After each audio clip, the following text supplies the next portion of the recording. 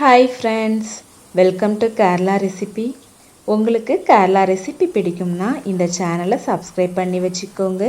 கூடவே பெல் பட்டனை கிளிக் பண்ணி ஆல் ஆப்ஷனையும் கிளிக் பண்ணி வச்சுக்கோங்க. வாங்க வீடியோக்கு போகலாம். நாம் இன்றைக்கி நேந்திரம்பழம் வச்சு பண்ணக்கூடிய ஒரு ஸ்வீட் ரெசிபியான கேரளா ஸ்டைல் பழம் ஃப்ரை இல்லைன்னா பழம் நொறுக்கு பார்க்க போகிறோம். அதற்கு ஒரு 2 நேந்திரம்பழம் எடுத்து வச்சுக்கிடலாம். பழுத்த பழமாக எடுத்து வச்சுக்கோங்க. நல்ல பழுத்த பழத்தை எடுத்து வச்சுக்கிட வேண்டாம்.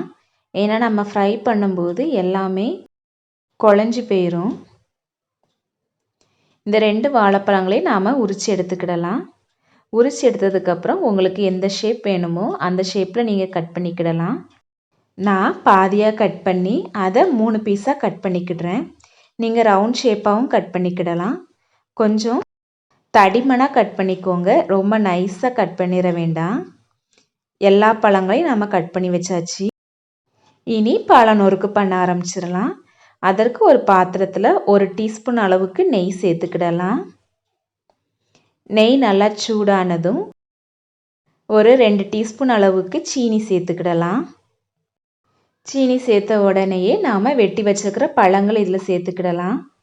இந்த ரெசிப்பியில் சீனியை கறிய விட்டுறாதீங்க. அதுக்கப்புறம் கசப்புத்தன்மை கொடுக்க ஆரம்பிச்சிடும். இனி ஒரு பக்கம் வெந்ததும் நாம் திருப்பி போடுற ஸ்டேஜில் கொஞ்சமாக சீனியை இந்த பக்கமும் நான் அப்ளை பண்ணிக்கிடுறேன். இனி இதை பழங்களை நாம் மாற்றி போட்டுடலாம். ஒரு பக்கம் நல்லா வெந்துருச்சு. இதே மாதிரி இன்னொரு பக்கமும் நம்ம பொரித்து எடுத்துக்கிடலாம். 2 பக்கமும் ஓரளவு வெந்ததும் கொஞ்சமாக துருவின தேங்காவை இதில் நம்ம சேர்த்துக்கிடலாம். தேங்காய் சேர்த்து 1 நிமிஷத்தில் நாம் பழங்களை வெளியெடுத்துடலாம். எதையுமே கறியை விட்டுறாதீங்க. எல்லாமே டக்குன்னு பண்ணிக்கோங்க.